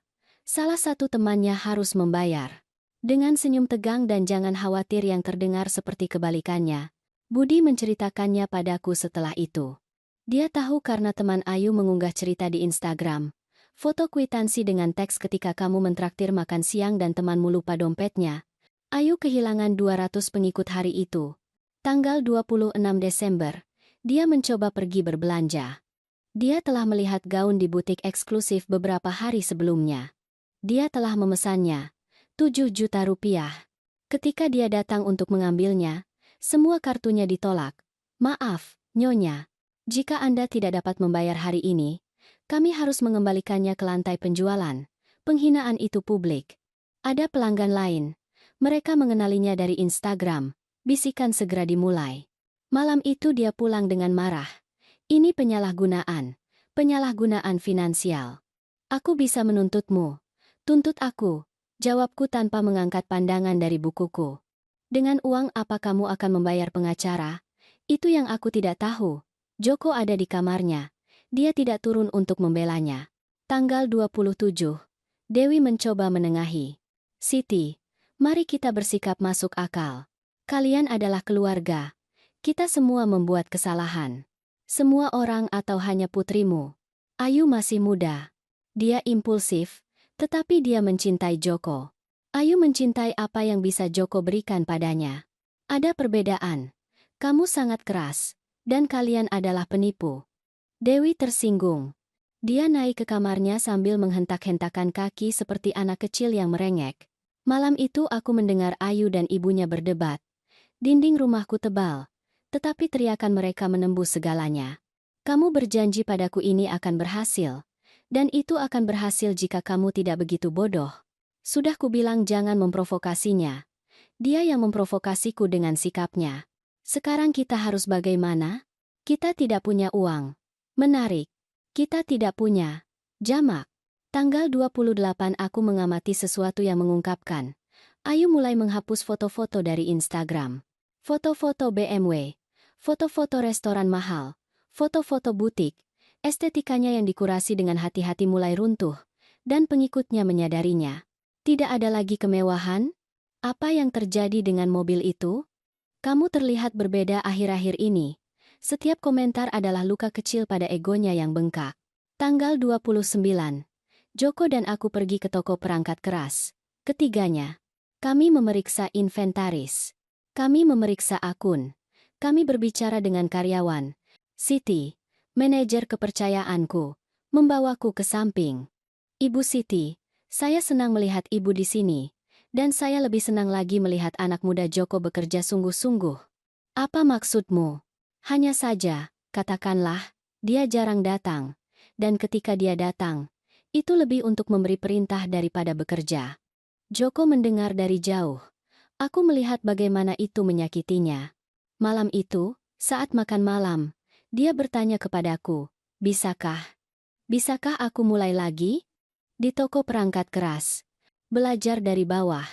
Seperti yang seharusnya kulakukan sejak awal. Hatiku membengkak. Aku akan sangat senang, Nak. Ayu turun tepat pada saat itu.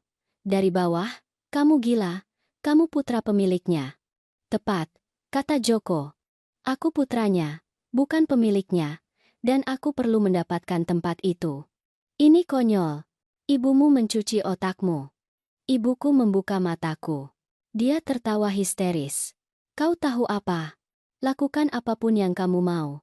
Aku pergi. Kemana? Kemana saja. Jauh dari rumah gila ini. Dia naik. Dia mengemasi koper. Dia turun dengan Dewi mengikutinya. Kami akan ke hotel. Dengan uang apa? Tanyaku. Dia berhenti. Wajahnya hancur saat dia ingat bahwa dia tidak punya akses ke apapun. Dia mengeluarkan ponselnya. Dia menelepon seseorang. Dia menunggu. Lupita? Ini Ayu.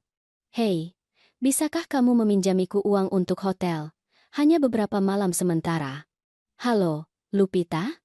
Dia telah menutup telepon. Dia mencoba kontak lain. Dan yang lain. Dan yang lain. Tidak ada yang menjawab. Akhirnya, terhina, dia naik tangga lagi. Dan aku tahu dengan kepastian mutlak bahwa kejatuhan baru saja dimulai. Bulan Januari datang dengan dingin kering yang menyayat kulit. Ayu dan Dewi masih di rumahku.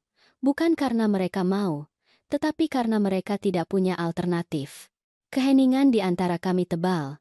Kami makan pada waktu yang berbeda. Mereka mengunci diri di kamar mereka hampir sepanjang hari. Aku melanjutkan rutinitasku seolah mereka tidak ada. Dan itu berhasil. Joko sudah mulai bekerja di toko perangkat keras. Toko tertua, yang terkecil, tempat kakekku memulai segalanya. Aku ingin belajar dari tempat ibu belajar. Bu, katanya kepadaku. Aku menyuruhnya memuat kotak, melayani pelanggan, menyapu gudang, membuat inventaris. Dia berangkat setiap hari pukul 6 pagi. Dia kembali pada pukul 7 malam, kelelahan, dengan tangan kotor, dengan pakaian bernoda debu dan cat. Ayu melihatnya datang dan mengernyitkan hidung. Aku tidak percaya kamu merendahkan diri ke tingkat ini. Aku tidak merendahkan diri. Aku meningkatkan diri, jawabnya sebelum pergi mandi. Suatu sore di pertengahan Januari, Ayu turun dengan sebuah proposal. Aku perlu bicara denganmu, Siti. Itu adalah pertama kalinya dia memanggilku dengan namaku tanpa ibu di depannya. Menarik. Bicara. Dengar, aku tahu ada yang salah dan aku mengakui bahwa aku salah. Aku mengangkat alis. Ayu mengakui kesalahan, tapi kita tidak bisa terus seperti ini. Ini tidak berkelanjutan. Aku mengusulkan agar kita membuat kesepakatan. Kesepakatan seperti apa? Kamu memberiku tunjangan bulanan. Tidak banyak. Katakanlah, 30 juta rupiah. Dan aku berjanji untuk tidak menghabiskan uang untuk hal-hal yang tidak perlu. Aku akan lebih bertanggung jawab. Aku menatapnya lurus. Dan apa yang kudapatkan dari kesepakatan itu? Kedamaian, keluarga yang bersatu, dan aku. Aku akan berusaha menjadi menantu yang lebih baik. Aku tersenyum. Bukan dengan kebaikan. Dengan kasihan. Ayu, apakah kamu benar-benar berpikir masalahmu diselesaikan dengan uang? Semuanya diselesaikan dengan uang. Disitulah letak kesalahanmu. Uang tidak membeli karakter. Itu tidak membeli kerendahan hati. Itu tidak membeli cinta sejati. Jadi, apa yang kamu inginkan dariku? Tidak ada. Aku tidak menginginkan apapun darimu. Dia berdiri di sana, memproses kata-kataku. Dan aku seharusnya hidup tanpa apa-apa, seperti gelandangan. Kamu seharusnya hidup seperti kebanyakan orang. Bekerja, mendapatkan uangmu sendiri. Aku bekerja. Aku punya Instagramku. Instagram bukanlah pekerjaan ketika pengikutmu dibeli dan sponsoratmu bohong. Wajahnya memerah. Bagaimana kamu tahu itu? Karena aku menyelidikinya. 3 tahun lalu. Dan semuanya palsu. Seperti kamu. Dia keluar dari dapur dengan marah. 2 hari kemudian aku menemukan Ayu menangis di ruang tamu. Bukan air mata manipulasi kali ini. Air mata sungguhan. Sudah berakhir. Gumamnya melihat ponselnya. Apa yang berakhir? Semuanya. Mereka membatalkanku. Di media sosial, seseorang mengunggah video ketika kartu-kartuku ditolak di restoran. Yang lain dari butik. Yang lain lagi berbicara tentang mobil derek membawa BMW pada acara keluarga. Dia menunjukkan ponselnya kepadaku. Komentar-komentar itu kejam. Penipuan. Hidup dari uang ibu mertuanya. Influencer palsu. Menyedihkan sekali. Aku kehilangan 200.000 pengikut. Dia terisak. Merek-merek memblokirku. Tidak ada yang mau bekerja denganku. Dan itu lebih menyakitimu daripada menyakiti orang-orang yang membukakan pintu rumah mereka untukmu? Dia menatapku dengan mata merah. Kamu tidak mengerti. Ini adalah hidupku, identitasku. Siapa aku tanpa ini? Itulah tepatnya pertanyaan yang seharusnya kamu tanyakan pada dirimu sendiri 3 tahun lalu. Aku duduk di sampingnya. Tidak dekat, tetapi juga tidak jauh. Ayu, kamu tahu apa perbedaan antara kamu dan aku? Bahwa kamu kaya dan aku tidak. Tidak. Bahwa aku membangun sesuatu yang nyata, sesuatu dengan tanganku, sesuatu yang bertahan melampaui like dan pengikut. Aku juga membangun sesuatu. Kamu membangun ilusi, dan ilusi selalu runtuh. Dia menyeka air matanya dengan marah. Dan sekarang apa? Kamu akan mengusirku? Tidak. Kamu bisa tinggal selama yang kamu butuhkan. Tetapi dengan satu syarat. Apa? Kamu mencari pekerjaan. Yang nyata. Dan kamu mulai membayar bagianmu dari biaya rumah ini. Pekerjaan? Aku? Dalam hal apa? Dalam hal apapun. Pelayan, penjual, resepsionis. Apapun yang kamu temukan. Itu saja. Itu memalukan. Tidak. Yang memalukan adalah hidup 3 tahun dari usaha orang lain, berpura-pura bahwa kamu yang mendapatkannya. Dia bangkit dari sofa dan menaiki tangga, tetapi ada sesuatu yang berubah dalam postur tubuhnya. Sesuatu yang kecil, hampir tidak terlihat. Seminggu kemudian, Ayu mendapatkan pekerjaan di toko pakaian di pusat perbelanjaan. Gaji, 8 juta rupiah sebulan. Dia pulang pada hari pertama dengan kaki bengkak, harga diri terluka, dan ekspresi yang belum pernah kulihat sebelumnya. Kerendahan hati, itu mengerikan, katanya kepada Joko saat makan malam. Orang-orang kasar, kakiku sakit, dan manajer memperlakukanku seolah aku bodoh. Selamat datang di dunia nyata, jawabnya sambil menyajikan nasi. Kamu tidak akan menghiburku? Mengapa? Ibuku melakukan ini selama 30 tahun. Aku melakukannya sekarang. Itu bagian dari hidup. Ayu menatapku menunggu aku mengatakan sesuatu, agar aku membelanya, agar aku mengasihaninya. Aku tidak melakukannya. Bulan Februari membawa perubahan yang lebih dalam. Dewi mengumumkan bahwa dia akan kembali ke Surabaya. Pensiunnya telah tiba dan dia telah menemukan kamar murah untuk disewa. Aku tidak tahan lagi dengan ketegangan ini, katanya padaku pada hari dia pergi. Tapi kuharap kamu tahu bahwa kamu merusak pernikahan putriku. Aku tidak merusak apapun. Aku hanya berhenti menahan kebohongan. Dia pergi tanpa pamit. Ayu menjadi lebih sendirian. Lebih diam. Lebih hadir. Dia mulai melakukan hal-hal yang belum pernah dia lakukan. Mencuci piringnya. Membersihkan kamarnya. Membeli barang-barangnya sendiri dengan uangnya sendiri. Suatu sore, aku menemukannya di dapur mencoba memasak. Apa yang kamu lakukan? Pasta. Ya? Mencoba? Aku tidak tahu apakah ini enak. Aku mencoba satu suap. Itu hambar. Tetapi bisa dimakan. Ini lumayan untuk pertama kalimu. Sesuatu yang menyerupai senyum melintasi wajahnya. Ibuku tidak pernah mengajariku memasak. Kami selalu memesan makanan atau makan di luar. Tidak pernah ada kata terlambat untuk belajar. Itu adalah kata-kata baik pertama yang kuucapkan padanya dalam beberapa bulan. Bulan Maret membawa percakapan yang selama ini kami hindari. Joko dan Ayu berbicara, sendirian, selama berjam-jam. Ketika mereka keluar dari kamar, mata mereka berdua merah. Bu, kata Joko, Ayu dan aku memutuskan untuk berpisah. Aku tidak merasa kemenangan. Aku merasa lega. Kalian yakin? Ya, jawab Ayu. Suaranya berbeda, lebih dewasa. Aku menikahi Joko karena alasan yang salah. Dan dia pantas mendapatkan seseorang yang mencintainya karena dirinya, bukan karena apa yang dia miliki, dan apa yang akan kamu lakukan. Aku akan tinggal bersama seorang teman kerja. Kami akan berbagi biaya.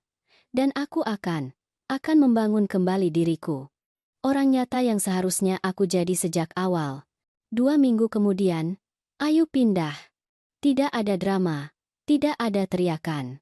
Hanya pelukan canggung dan kata-kata perpisahan yang terdengar seperti permintaan maaf diam-diam. Ketika taksi online-nya pergi, Joko dan aku berdiri di beranda. Bagaimana perasaanmu, nak? Bebas? Sedih, tapi bebas. Apakah itu bagus? Apakah itu, ya? Kebebasan selalu menyakitkan pada awalnya. Tapi kemudian itu adalah hal terbaik yang bisa terjadi pada kita. 6 bulan berlalu. Joko masih bekerja di toko perangkat keras. Sekarang dia sudah menjadi manajer di lokasi yang lebih kecil. Dia telah mendapatkan rasa hormat dari karyawan, rasa hormat dari pelanggan, dan rasa hormat dirinya sendiri. Aku mulai bepergian. Perjalanan kecil dengan Rina dan teman-temanku, ke Bali. Ke kota-kota kecil di Jawa Tengah. Ke tempat-tempat yang selalu ingin kukunjungi tetapi tidak pernah punya waktu. Dan suatu sore di bulan September, Joko muncul di rumahku dengan sesuatu di tangannya. Jam itu. Aku menyuruhnya diperbaiki, Bu. Kaca baru, pembersihan lengkap. Mereka bahkan menyervis mekanismenya. Aku membukanya. Berfungsi dengan sempurna. Bunyi TikTok yang konstan memenuhi keheningan. Aku telah menggunakannya setiap hari, katanya dengan suara bergetar. Untuk mengingat. Untuk tidak pernah melupakan apa yang hilang ketika aku berhenti menghargai apa yang kumiliki. Air mata mengalir di wajahku. Bolehkah? Bolehkah aku menyimpannya? Itu sudah milikmu, nak. Selalu begitu. Kami berpelukan. Dan dalam pelukan itu sembuh 3 tahun rasa sakit. Suatu hari Minggu di bulan Oktober, Joko dan aku melanjutkan tradisi kami, sarapan di rumah. Nasi goreng diganti dengan makanan tradisional yang biasa, lontong sayur, makanan manis dari toko roti Pak Budi nama aslinya Don Cema, kopi yang disiapkan seperti yang diajarkan nenekku. Kamu tahu apa yang paling ironis dari semua ini?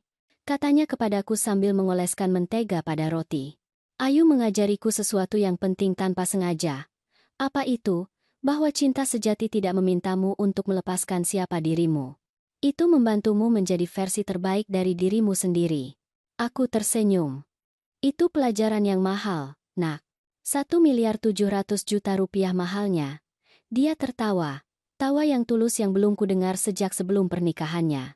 Tapi itu sepadan dengan setiap rupiahnya. Karena itu membawaku kembali ke rumah. Kembali pada diriku sendiri. Sore itu, saat kami meninjau buku-buku toko perangkat keras di kantorku, ponselku bergetar. Itu adalah pesan dari Budi. Tante, lihat ini. Itu adalah tangkapan layar dari Instagram. Profil Ayu. Itu bukan lagi akun influencer mewah. Sekarang bernama Ayu. Sedang dalam pembangunan kembali. Foto profil menunjukkan dia tanpa riasan. Rambut diikat. Senyum malu-malu tetapi nyata. Dan postingan terakhirnya berbunyi, setahun yang lalu aku kehilangan segalanya, kredibilitasku, pernikahanku, identitas palsuku. Itu adalah hal terbaik yang bisa terjadi padaku. Hari ini aku bekerja di retail, gajiku kecil, aku tinggal di apartemen kecil dan untuk pertama kalinya dalam hidupku aku tidur nyenyak. Karena apa yang kumiliki adalah milikku, aku mendapatkannya sendiri, dan tidak ada yang bisa mengambilnya dariku. Untuk semua yang mengikutiku mencari kemewahan palsu, ini bukan ruang itu. Tetapi jika kamu mencari kejujuran dan pertumbuhan nyata, selamat datang, kita belajar bersama. Dia memiliki 3.000 like, dan komentar-komentar itu secara mengejutkan positif. Inilah yang perlu kulihat. Terima kasih atas kejujuranmu. Sungguh menginspirasi. Aku menunjukkan ponsel itu kepada Joko. Dia membaca dalam keheningan. Kemudian dia mengangguk. Aku senang untuknya. Sungguh. Apakah kamu merindukannya? Aku merindukan apa yang kukira dia. Tapi aku tidak merindukan kebohongan itu. Dia menutup buku akuntansi dan menatapku langsung. Bu, ada sesuatu yang perlu kukatakan. Katakan. Maafkan aku, untuk segalanya. Karena membuat ibu merasa bahwa ibu tidak cukup baik. Karena membiarkan ibu tidak dihormati. Karena memilih fantasi di atas kenyataan. Aku meraih tangannya. Aku sudah memaafkanmu, nak. Pada hari kamu mengambil jam itu dari lantai dan memutuskan untuk memperbaikinya. Tapi aku perlu ibu mendengarnya dari bibirku. Aku salah. Sangat salah. Dan jika aku bisa memutar kembali waktu, kita tidak bisa memutar kembali waktu. Kita hanya bisa menghormatinya dengan melakukan hal-hal yang lebih baik mulai sekarang. Dia menangis saat itu. Air mata pembebasan, penyembuhan, dan aku menangis bersamanya. Bukan karena rasa sakit kali ini, karena harapan. Bulan November membawa kejutan tak terduga. Siti meneleponku suatu Selasa sore. Ibu Siti, ada seseorang di sini menanyakan ibu. Siapa? Dia bilang dia Ayu. Jantungku berdebar. Ketika aku tiba di toko perangkat keras, aku menemukannya menunggu di area resepsionis. Dia terlihat berbeda. Tanpa riasan berlebihan. Pakaian sederhana, celana jeans dan blus putih, sepatu yang nyaman. Tetapi yang paling berbeda adalah ekspresinya. Tidak ada lagi kesombongan, hanya kegugupan. Siti, terima kasih sudah mau menemuiku. Apa yang kamu butuhkan? Dia menarik napas dalam-dalam. Aku datang untuk meminta maaf padamu. Aku tahu aku tidak punya hak. Aku tahu tidak ada kata-kata yang bisa menghapus apa yang kulakukan, tetapi aku perlu mengatakannya secara langsung. Aku menunggu dalam keheningan. Aku sangat jahat padamu. Aku memperlakukanmu seolah kamu adalah bank berjalan, seolah-olah satu-satunya tujuanmu adalah mendanai kehidupan fantasiku, dan yang terburuk adalah aku meyakinkan Joko bahwa kamu adalah masalahnya padahal selalu aku. Suaranya bergetar. Aku melempar jam kakekmu ke lantai. Aku menghancurkan sesuatu yang tak ternilai. Dan aku tidak bisa mengembalikannya padamu. Aku tidak bisa memperbaiki momen itu. Joko memperbaikinya. Jam itu berfungsi dengan sempurna. Dia melakukannya. Air mata mengalir di pipinya. Aku senang. Tapi aku tahu ada hal-hal yang tidak bisa diperbaiki. Mengapa kamu datang, Ayu? Apa yang kamu inginkan sebenarnya? Tidak ada. Aku tidak menginginkan apapun. Aku hanya perlu menatap matamu dan memberitahumu bahwa kamu benar. Dalam segalanya. Dan jika aku bisa memutar kembali waktu, aku akan melakukan segalanya dengan berbeda. Kami berdiri di sana, di tengah toko perangkat keras yang dibangun kakekku dengan tangannya. Kamu tahu apa yang kupelajari dalam beberapa bulan ini? Katanya kepadaku. Bahwa rasa hormat tidak diminta. Itu didapatkan. Bahwa harga diri tidak datang dari apa yang kamu miliki, tetapi dari siapa dirimu. Dan bahwa cinta sejati bukanlah apa yang bisa kamu ambil dari seseorang, tetapi apa yang kamu bersedia berikan tanpa mengharapkan imbalan apapun. Itu adalah pelajaran penting.